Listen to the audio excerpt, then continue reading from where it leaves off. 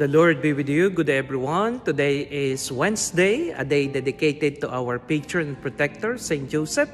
And our gospel will be coming from St. Mark chapter 1, verses 29 to 39.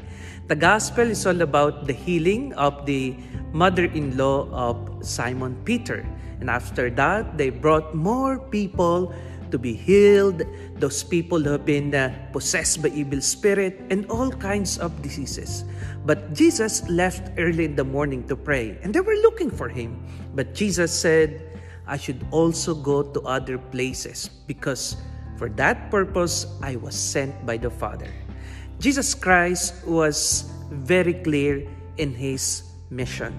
He knew the purpose why he was sent by the Father: to gather as much people as possible, to proclaim the kingdom of God, to show the power of God over evil and darkness.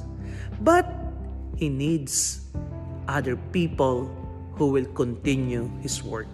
He left immediately despite knowing that there are still needs to be done at Capernaum. But Jesus would like to move forward, as if he was saying to other people, I've shown you the way, I have shown you how to do it, you have heard my proclamation, now you believed, you have been healed, it's your turn to continue what I have started. In our world today, that is the challenge of Jesus. You who have been blessed, you who have experienced God in your life, you have been transformed by the Word of God. It's now your time. It's now your opportunity to continue what the Lord has started.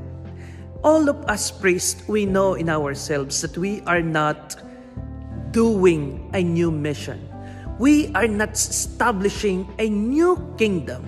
We are merely participating. We are merely continuing what Jesus started until he comes back again. So today, my dear sisters and brothers, in our daily life, let that be our mission, to continue what the Lord has started, so that more and more people can come to Jesus until he comes back again. God bless you.